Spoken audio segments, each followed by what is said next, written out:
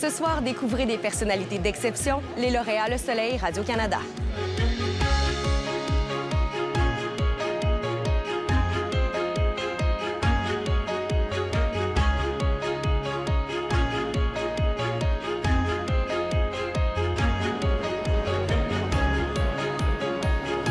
Bonsoir. Il me fait plaisir de vous retrouver au pavillon Pierre Lassonde du Musée national des beaux-arts du Québec pour le gala Le Lauréat Le Soleil Radio-Canada. Ce soir, nous allons découvrir des personnalités qui ont marqué la ville de Québec sur tous les plans. Les récipiendaires proviennent des milieux de la science, des affaires, des sports et des arts. Ils ont tous en commun de nous avoir inspirés cette année. Le gagnant ou la gagnante dans la catégorie Société est Gabrielle Tremblay. À la tête du groupe TAC, à titre de directeur général depuis 5 ans, Gabrielle Tremblay se fait un devoir d'aider les personnes handicapées à intégrer ou réintégrer le marché du travail.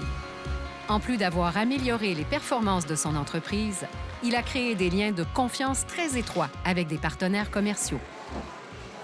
Gabrielle Tremblay, félicitations tout d'abord. Bien, un gros merci. Vous êtes directeur général du groupe TAC. Pour tous ceux qui ne connaissent pas ce que c'est Groupe TAC, pouvez-vous nous décrire? Bien sûr, bien, Groupe TAC, c'est une entreprise d'économie sociale ici à Québec. L'entreprise, la mission, c'est de procurer du travail à une majorité de personnes handicapées. Fait que, présentement, avec tous nos beaux clients qu'on a, on réussit à faire travailler 300 personnes, dont 200 personnes handicapées. Et ce qui fait qu'avec ça, bien, on a l'ambition de créer 225 nouveaux emplois pour les 5 prochaines années, dont 150 pour les personnes handicapées. Vous avez parlé de la pénurie de main-d'œuvre. Selon vous, les personnes qui vivent avec un handicap, ça peut être une piste de solution pour contrer la pénurie de main-d'œuvre? Bien, assurément, c'est concret. Si vous venez chez nous, vous allez voir des gens travailler avec le sourire en plus, qui vont réaliser des tâches concrètes pour des clients comme Chocolat Favori, Biscuit Leclerc, Maison Simons, Atrium Innovation, plein d'autres. Puis à Québec, il y a 9000 personnes handicapées sur l'aide sociale. Fait que, mais je dis 9000, c'est sûr qu'ils peuvent pas tout travailler, mais c'est 10 peuvent travailler, 12-15 ça vous donne une idée de l'ampleur de la création d'emplois qu'on peut faire, des personnes qu'on peut mettre au profit de la société. Puis ça, c'est le côté économique. Puis le côté social, bien, on change vraiment la vie des gens. Hein. Les gens deviennent des salariés. Concrètement, ils travaillent sur des projets, exemple de Biscuit Leclerc. Ils vont à l'épicerie, maman, j'ai fait ça. Bien, alors, c'est concret. On leur donne la dignité vraiment par le travail qu'on leur offre. Puis en terminant, aujourd'hui, de monter sur la scène et qu'on vous donne un prix comme ça pour dire merci pour votre travail, qu'est-ce que ça vous fait? Bien, je vais vous avouer que j'avais tellement pas d'attente. Je voyais des gens extraordinaires dans ma catégorie. J'ai dit, je suis très bien assis. Je suis très bien assis ce soir. Avec là, j'ai resté bête. Bien, je trouve ça extraordinaire qu'on puisse mettre la lumière sur l'intégration des personnes handicapées parce que c'est passionnant. Puis, voyez-vous, c'est rare qu'on en parle également. Alors, pour moi, c'était très surpris, mais très fier. Gabrielle Tremblay, encore une fois, félicitations. Merci pour votre travail. Bien, merci bien. Le lauréat ou la lauréate 2018, Mme Marie-Claude Hull. La présidente de l'entreprise EBC est la première femme en 74 ans à devenir présidente du conseil d'administration de l'Association des constructeurs de routes et grands travaux du Québec, un secteur industriel majoritairement composé d'hommes. Merci au Soleil Radio-Canada pour cette belle initiative. Je suis très heureuse de gagner ce prix ici, puisque ce beau bâtiment, c'est mon entreprise qui l'a réalisé. Oh. Un beau hasard. Si je peux permettre, si je peux aussi, en gagnant un prix comme ça, inspirer des femmes à s'impliquer en affaires, puis surtout dans des métiers non traditionnels. Alors, je vais être bien heureuse de ça. Alors, merci à tous.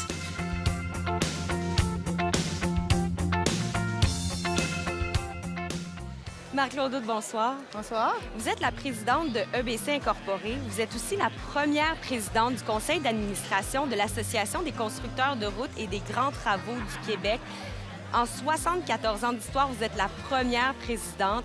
Parlez-moi des défis d'être présidente de ce conseil d'administration-là en tant que femme dans un milieu typiquement d'hommes.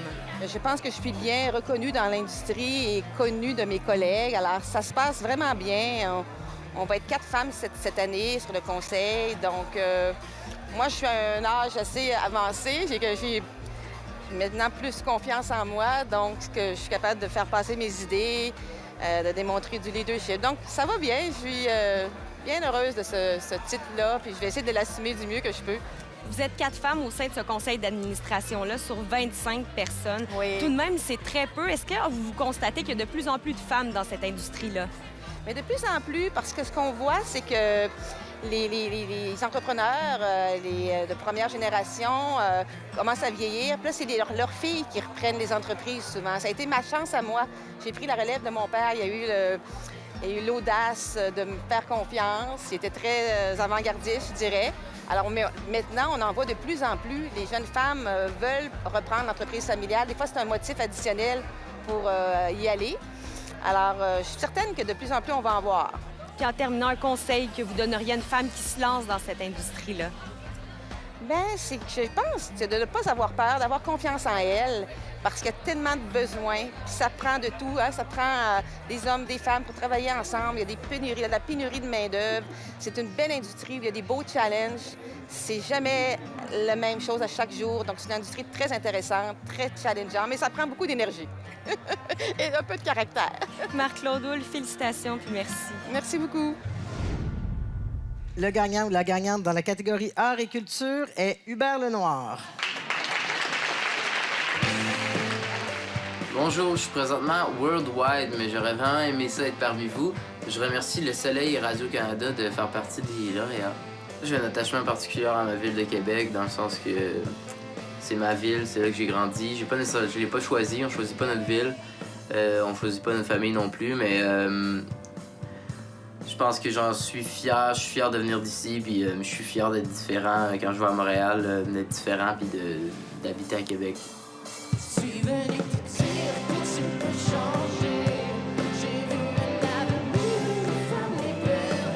Hubert Lenoir, un artiste authentique, original et audacieux. En février 2018, il nous présentait Darlene, un album concept entièrement écrit et réalisé à Québec. Sa musique électrique et inventive a été adoptée instantanément par le public. Darlene a créé une belle onde de choc. En quelques mois seulement, la carrière de l'auteur-compositeur-interprète de 24 ans de Beauport a connu une ascension fulgurante. En mai, il est nommé Révélation Radio-Canada catégorie chanson. Mi-juin, il remporte le prix Félix Leclerc au Franco de Montréal, puis en juillet, il est sacré Espoir FEC. Ce prix est remis à un artiste dont la proposition artistique, la performance scénique et le potentiel de succès à l'international sont exceptionnels. L'industrie a également souligné son grand talent en lui décernant en octobre dernier les prix Révélation de l'année, Album pop de l'année et celui de la chanson de l'année, Fille de personne 2.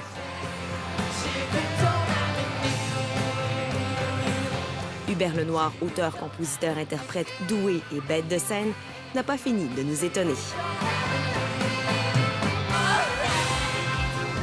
Plus tard à l'émission, voyez les récipiendaires des catégories sport, sciences et recherches ainsi que jeunesse.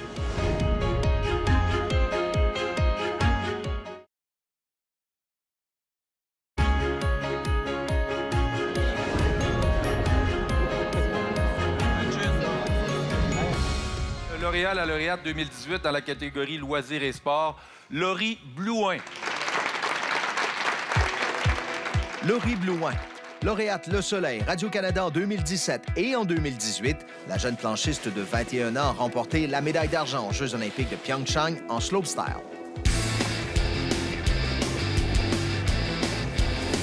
L'année 2018 a été vraiment mémorable, puis j'ai vécu ça avec beaucoup d'émotions. Les Olympiques, c'était gros, je veux dire, avoir une médaille, c'est gros, puis genre, je suis encore sur un nuage, si on veut, tu sais, des fois, je me leur dis, puis c'est comme difficile d'y croire. Puis championne du monde aussi, c'est vraiment quelque chose de gros, donc puis juste en ce moment, être au X-Games, c'est un rêve devenu réalité, donc je suis vraiment contente.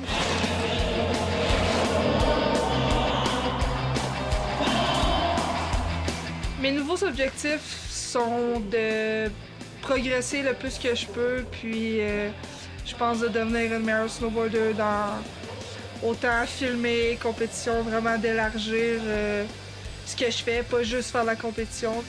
J'aime mon sport, j'aime ce que je fais, donc oui, c'est bon d'avoir de la pression, mais de justement bien savoir la gérer, puis toujours avoir du plaisir, c'est la clé. Nous avons donc un lauréat dans cette catégorie sciences et recherches, M. Normand Voyer. Chimiste, professeur, vulgarisateur et chercheur, Normand Voyer est aussi l'ambassadeur du Symposium international de chimie macrocyclique et supramoléculaire 2018, qui s'est tenu au Centre des congrès de Québec. Cet événement, qui a attiré plus de 450 chercheurs, dont 2 récipiendaires du prix Nobel, a permis aux scientifiques d'échanger sur leurs plus récentes découvertes. Le Québec est dans l'économie du savoir et puis pour tirer son épingle du jeu, le Québec doit attirer les jeunes les plus talentueux, les plus intéressés, les plus motivés à s'investir dans les carrières scientifiques si on veut être capable de devenir la nation qu'on veut devenir. Et pour ça, il n'y a pas 50 autres façons de faire ça. Il faut allumer des petits feux, des petites étincelles un peu partout et c'est ça que j'essaie de faire une fois de temps en temps. Normand Voyer, félicitations. Bien, merci beaucoup. Cet été, vous avez organisé un congrès scientifique autour de la chimie réunissant 450 chercheurs, dont 2 récipiendaires de prix Nobel. Quel était le défi pour vous d'organiser ça à Québec? Bien, premièrement, c'est un défi de vendre Québec au niveau international, car il faut aller en compétition contre des villes comme Bali, comme Singapour. Quand presque 500 conférenciers qui viennent d'un peu partout, qui vont présenter 400 conférences scientifiques, il faut que tu t'occupes de ce genre-là. La logistique, c'est vraiment un défi de tous les jours. Puis en termes de retombées peut-être scientifiques pour Québec, est-ce que ça aussi, ça peut y avoir un impact? Oui, au niveau scientifique, ça permet de montrer qu'on est capable d'organiser des choses, qu'on a une réputation scientifique pour amener les meilleurs chez nous et ça fait rayonner nos propres travaux de recherche. Vous êtes un excellent vulgarisateur. Ça prend quoi pour exceller dans ce domaine-là? C'est quoi les qualités que ça prend?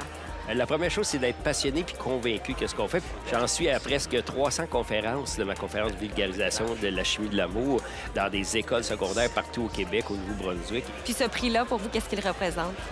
Ça représente beaucoup parce que, comme je le mentionnais, à Québec, il y a tellement de scientifiques, des hommes et des femmes incroyables qui font des choses vraiment de pointe, qui sont reconnus partout au monde.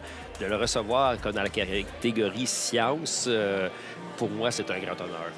Bien, félicitations, puis merci de continuer à nous faire aimer la chimie. Bien, merci beaucoup. Et le ou la lauréate catégorie jeunesse est Jonathan Lévesque. Passionné par les sciences, ce jeune étudiant de 17 ans a conçu un prototype de cœur artificiel nouveau genre qui pourrait changer des vies. Cela lui a valu la médaille d'or dans la catégorie senior à l'Expo Science pan-canadienne. Félicitations, Jonathan. Merci beaucoup. Qu'est-ce Merci. que tu aimerais dire? Oui, donc j'aurais un petit mot de remerciement. Entre autres, depuis que je suis tout jeune, j'ai eu un cheminement qui a été rempli d'idées originales qui peuvent paraître invraisemblables à atteindre et de projets fous. Puis là-dedans, j'aimerais ça remercier ma mère qui m'a toujours supporté moralement, scientifiquement, puis aussi financièrement. Jonathan Lévesque, tout d'abord, félicitations. Merci beaucoup, merci. Ce cœur robotique-là a été présenté l'an dernier lorsque vous étiez en 5e secondaire à l'Expo Science. Qu'est-ce qu'il a de particulier, ce cœur-là? En fait, ce cœur robotique-là, c'est le premier cœur à faire varier sa vitesse de pompage dépendamment du besoin du patient. Entre autres, quand on est stressé, quand on fait du sport, quand on est malade, notre cœur a besoin de faire une compensation, d'accélérer pour améliorer l'assimilation en oxygène. Puis les cœurs artificiels sur le marché en ce moment ne font pas ça. Donc, le patient qui a une pompe artificielle ou un cœur artificiel en ce moment peut tomber en ventilation après le moindre effort, ce qui peut causer la mort, par exemple.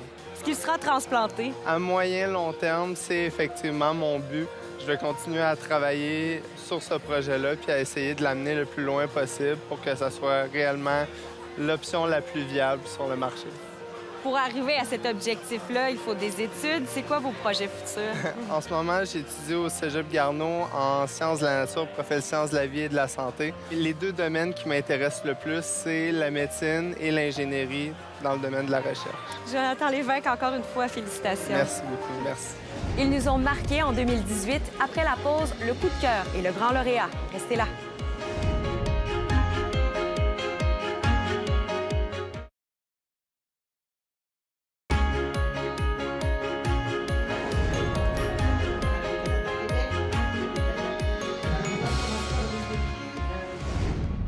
Alors, le prix coup de cœur du jury, plusieurs auraient pu bien évidemment y figurer, mais on en a choisi un. Il s'agit de M. Roland Lepage. Roland Lepage, l'homme de théâtre de 90 ans, bien connu pour son rôle de Bedonden dans l'émission jeunesse La Ribouledingue, diffusée à Radio-Canada, s'est également illustré à titre d'auteur de pièces de théâtre à succès, avec notamment Le temps d'une vie et La complainte des hivers rouges. Il célèbre cette année 75 ans de carrière. Monsieur Lepage, vous avez un attachement particulier à Québec, à la scène théâtrale québécoise aussi. Vous aimez profondément les artisans de Québec. Parlez-moi de cet aspect-là, de ce qui est important pour vous. Mais après, quand même, après avoir voyagé beaucoup, avoir vécu à Montréal pendant un certain temps, j'étais toujours resté attaché à Québec. Québec, c'est ma ville. C'est ici que je suis né. C'est ici que j'ai étudié. J'ai reçu ma formation au séminaire. Et puis, je suis parti. Là, je suis parti. J'ai roulé. J'ai roulé, en somme. Je me suis installé à Montréal. La télévision est arrivée. Il n'y en avait pas à Québec. Bon, je me suis installé à Montréal. Et à un certain moment, je venais souvent à Québec parce qu'il y avait... Ma famille était là. Mes parents étaient là. Alors, je trouvais ça beau, Québec et tout. Bon, j'ai décidé de quitter Montréal et de revenir à Québec. C'était une grande décision. Des gens m'ont dit, tu vas aller t'enterrer là-bas. Ça s'est dit, hein? Non. Et je me suis enterré, donc. Et puis, j'ai recommencé une nouvelle carrière. Et je suis dans le théâtre toujours, mais toujours, jusqu'à il n'y a pas tellement longtemps. Et puis, je me sens bien à Québec. J'aime beaucoup ma ville de Québec. On aime que vous soyez avec nous aussi. J'y suis très attaché. Roland Lepage, merci d'être ici et encore félicitations. Mais je vous remercie. On souligne vos 75 ans de carrière. Vous avez 90 ans aussi. Oui. Vous, le mot retraite, vous ne connaissez pas ça? Non, j'aimerais ça. Ça serait aux arts, mon Dieu. Mais pour notre grand plaisir, pour vous, la retraite, c'est pas une option. Il y a toujours quelque chose à faire. Il y a toujours des entrevues à préparer, des textes à retrouver, parce que je lègue toutes mes archives au Musée de la civilisation. Hein? Alors, ça veut dire qu'il y en a beaucoup. Je rassemble ça, puis je distribue ça chronologiquement, des textes que j'ai écrits, les critiques, les choses comme ça. Alors, voilà, je suis occupé à ça beaucoup. Alors, c'est bien, je sors beaucoup. Je vais au théâtre, je vais voir tout ce qui se joue au théâtre. Je vais au concert, je vais au Violon du Roi, c'est près de chez moi, le Palais Montcalm. Non, je sors, je mène une vie de bâton de chaise un peu, puis autrement, je suis très tranquille chez moi. Mais en terminant, qu'est-ce qu'on peut, nous, vous souhaiter en 2019? Que ça continue. Il faut que la santé continue. La santé, c'est ça. La santé, la santé, la santé. Mais je vous souhaite la santé et encore une fois, félicitations. Merci. Puis la santé de ça. La santé du corps et de l'esprit, hein, c'est ça. Les deux. Merci beaucoup. Merci. Nous voici rendus donc au dernier prix de la soirée, le grand lauréat. Nous le remettons à une personne qui est ambassadrice. Une étoile qui brille, dont l'éclat rejaillit sur toute la communauté de la capitale. J'ai nommé donc Anne-Marie Olivier. Anne-Marie Olivier. Depuis sa sortie du Conservatoire d'art dramatique de Québec en 1997, la directrice artistique du Trident a consacré sa vie au théâtre comme interprète et comme auteur. Véritable passionnée, elle a reçu le prix littéraire du gouverneur général dans la catégorie théâtre pour sa pièce Venir au monde. Elle a également mis sur pied les ateliers créatifs Les Étincelles qui permettent aux jeunes enfants de s'ouvrir au monde du théâtre. Anne-Marie Olivier, bonjour. Bonjour. Quand on vous a appris que vous êtes la grande lauréate, comment vous avez réagi? Comment on reçoit ça? Bien, c'est beaucoup. Oui? Je suis honorée. Je me sens vraiment choyée. Je le reçois avec beaucoup d'humilité aussi. Vous avez reçu le prix littéraire lieutenant-gouverneur pour votre pièce Venir au monde. J'aimerais qu'on parle des histoires qu'on retrouve dans cette pièce-là. On avait commencé avant avec une pièce qui s'appelait Faire l'amour. On a décidé de continuer avec cette pièce-là, Venir au monde. On a fait une grande cueillette d'histoires, puis on en a gardé quelques-unes. Et puis, on a écrit une pièce à partir d'histoires vraies. Donc, des histoires, parce que pour moi, la réalité dépasse la fiction. Au début, je n'étais pas sûre que c'était vrai. J'avais entendu Pierre Falardeau dire ça. La réalité dépasse la fiction. Je me dis, c'est vrai, cette affaire-là? Puis finalement, oui, la vie est étonnante. Vous parlez de la naissance. Vous voulez maintenant vous attarder aussi à la mort. Oui. Comment on aborde ce sujet-là qui est extrêmement délicat? Tous les sujets qui m'intéressent sont reliés au sens de la vie, au sens qu'on va donner à nos vies. Pourquoi on est ici? À quoi on sert? C'est quoi notre lien avec les autres? quels sont les incidents qui vont nous arriver dans la vie qui vont nous transformer, en quoi ils vont nous transformer, comment on va se relever des plus grandes épreuves, donc la résilience. Et bien sûr, le monde va dire « Ouh, quel gros sujet, ça va être un spectacle très lourd », mais non, au contraire, dans les situations de la vie les plus intenses, on retrouve des éclats de rire, des situations absurdes parfois, des portes qui s'ouvrent, le temps qui s'arrête, qui n'a plus la même dimension, et aussi des fois des cœurs qui se rapprochent, puis de grands apprentissages. Donc pour moi, c'est un sujet qui est très riche. Vous êtes aussi directrice de la programmation du Trident. À quoi on peut s'attendre pour l'année à venir? Bien, les 2 prochaines années vont être très excitantes au Trident parce qu'on va fêter notre 50e anniversaire. On est en marche vers ça, donc on va continuer à présenter de grandes productions qui mettent en vedette les grands artistes d'ici. On est très touchés de l'attention puis de la fidélité du public. Donc, on veut être à la hauteur de ça puis continuer à avancer dans cette signature-là. Anne-Marie Olivier, un grand merci. Merci à vous. Et voilà, c'est ainsi que se termine le gala Le Lauréat Le Soleil Radio-Canada. Encore une fois, félicitations à tous nos récipiendaires et merci à vous d'avoir été des nôtres. Passez une excellente soirée.